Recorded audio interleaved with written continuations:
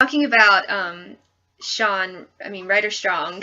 I'll call him Sean. Yes, I saw a picture on Facebook of you like meeting him. Yes. So how was that?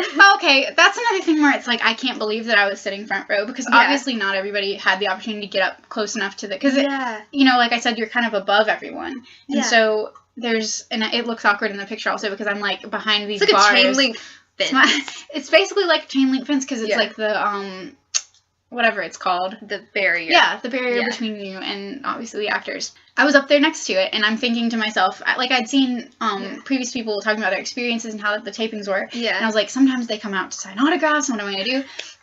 And during the middle of it, also, forgot to mention, the warm-up guy, he's hilarious. Like, they basically hire comedians to do that. And he calls up, like, kids to sing. You have to, because you got to keep the crowd entertained. I think it was 3 hours, maybe 4. Almost 4 hours that we were there. They passed out, like, water and like a banana, I think, maybe, like, snacks. Oh, well, that's nice. Yeah. It was, like, you felt like you were VIP because I guess I didn't really think about it before, but they need people to sit. Yeah. A live audience. Like, the writers especially, they want to see how the jokes play out. So they need that. True. So it's something, like, you are providing them a service, even though for me it's like, I'm a fan, I don't care. That's maybe why it's free? I think that is why, because it's a service that they need, and although I'm sure people would pay for it. I'm sure just, I don't know, unions and production and all that stuff. Yeah. But, yeah, so it was, like, 3 hours, and the guy was really funny, and he would bring little kids up to, like, do, like, talent. He'd say, okay, who can sing? And then there'd, like, be a little bitty kid that raised their hand and would come up, and you'd all be holding your breath, like, I hope you do good. Yeah. You're really cute, and I want you to do really good. Yeah. And he actually told us a fun fact. He said, a couple of years ago when I was doing this, do you know who came up and sang for me? And everybody's like, who? He was kind of doing trivia, fun stuff. And we're like, I don't know. He said, Sabrina, actually, who plays Maya. No way! Was one of the kids that he called up, just was watching a taping. And she obviously has a great voice. She's a singer as well. She has a really good voice. I like it. She was one of the people he called up. So he was like, you never know what might happen. But in all the midst of that, I'd gotten this Girl Meets World, all that to say. Kind of long-winded, sorry. In the middle of that, I'd gotten this Girl Meets World. It was kind of a poster. It was square. Yeah. And so whenever it was the end of the episode, I'm thinking, okay, are they going to come? Are they not going to come? Are they going to come? And I was, like, trying not to be awkward, but there were girls next to me that were screaming, Ryder! Yeah. And I was like, I don't want to be that girl, but Ryder! Like, well, they were doing it for you. Right. So. That was beneficial. They really were, because he was, like, looking our way anyway. I was like, okay, so he might come over here. He might come this way. So he came over first, and actually Ben and Danielle had disappeared by this point, and I was kind of disappointed because I wanted to meet them, obviously, for Topanga. But they had disappeared. They had somewhere to go because it was actually the last episode they taped. So I'm sure they had a rap party and I don't know, stuff. And Danielle had seemed a little bit distracted. One and the same. I don't know what that was. But she had seemed a little bit distracted, and she kept like she would text when they were on set, and then she would put her phone like in the couch cushions on set. So I was like, that's really funny. I wonder what they would do to you if your phone rang. I bet that would not be cool. But I've heard of them putting money like in a glass jar, like the swear jar. Yeah. They do all kinds of stuff like that on set. You just don't realize like everybody was having fun. Yeah. That's part of the reason why it's such a great career, I feel like, and I would love to be part of it. Yes. Because it's a job, but it's fun. And then it was really funny too because the warm-up, the crowd guy, was having this little play back and forth with one of the camera guys who was, like, really, like, stone-faced and not really, like, he was into it, obviously, because it's his job and he's there, but he was a lot more, like, let's go, like, time, let's get this done. Yeah. And so someone has to do it. Somebody's got to be that guy, always. And, we wouldn't get things done without those people. I'm appreciative of those people in my life. Yeah. But he was kind of doing a play back and forth with that guy. Yeah. And so we were laughing, and he was like, this is just a paycheck. And he was like, this guy gets paid $10 every time he touches something. That's why he's touching so many things. And so we were, like, counting the times that he would move the dolly or whatever. It was just fun stuff like that. But so Ryder comes up to me. I'm back to Ryder. Ryder comes up to me, and I was like, hello, hi. I don't remember what I said. And my phone at this point, I'm really not very good at talking to people in general, much less Ryder Strong.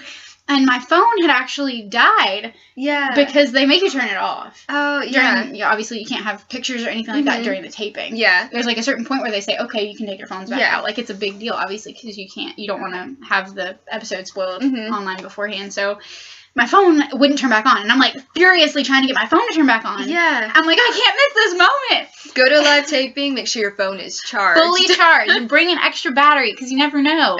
Because at that point, it was an older phone, and I I was so frustrated. I was like, I can't miss this. Yeah. So my husband just, like, throws his phone out here, and it was really funny, too, because he has, like, I don't even know, Galaxy Samsung, one of the big giant phones. Oh. And we passed it through to Ryder so he could take the picture, like, selfie it of all of us. And I was just, I don't know, I was spewing things out of my mouth. I was like, we came from Alabama to see this taping, and I was just, talking, and he just kind of looked at me like, oh, like, wow, and I was like, I probably shouldn't have been such a nerd right there. But you came a long way, too. That probably, I wanted him to know. Him. Yeah, I wanted to know that it meant a lot to me, and I told him, like, I was so happy that it happened to be the episode that he was on. He didn't say a whole lot, because he was just, I'm sure he hears all that all the time, and he just seems kind of a quiet person anyway in interviews. I feel like a lot of Sean's character, which this is me just presuming, I don't know him, obviously. Yeah. But I feel like he's more of the quiet writer type, and writer, not writer. Yeah, that makes sense. But I feel like he kind of, like, poetic soul, and he wanted to step out of the limelight, like, he hasn't done a whole lot, so I feel like that's probably maybe a little bit awkward for him, and I apologize, Ryder, for making that more awkward.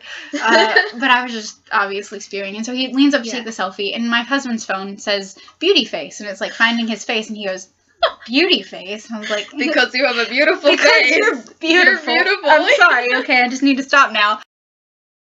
I was just so embarrassed and awkward, but he handed the phone back, and I had a picture with Ryder Strong, and then my husband kept, like, turning to me every 5 seconds. He's like, you just met Ryder Strong. I just met Ryder Strong. He still says that to me now, but all the kids came up as well, and they were really, really sweet, and I talked to Rowan for a second, and I was like, I got a picture with her as well, because I didn't really know Sabrina. Like, I hadn't seen the show, obviously, at this point. None of it had aired at all. Yeah. And so I didn't really know what to expect. I didn't really know what to expect out of Lucas and Farkle. I didn't know what their characters were, so this episode was pretty far down the line, too, when their characters were established. Right, so it was a little bit awkward. Like, the episode was great. I loved all the reunion stuff and the stuff between Corey and Topanga and Sean, obviously, because they're, like, the dynamic trio. Yes. And, spoiler alert, I was having moments whenever Sean was mentioning Angela in the episode, and they talked about Angela and how Sean fell in love with Angela through her purse, which it just made me so happy that they were actually carrying that Boy Meets World, all those plots that actually, they happened in their parents' lives. Mm-hmm. So that really meant a lot to me. They were bringing that back, and like the writers are fantastic. They are, and obviously it's the same writers from Boy Meets World, and so they're coming back together, and I feel like that's kind of reunion for them too. And I love that they're using that. So that I was having a whole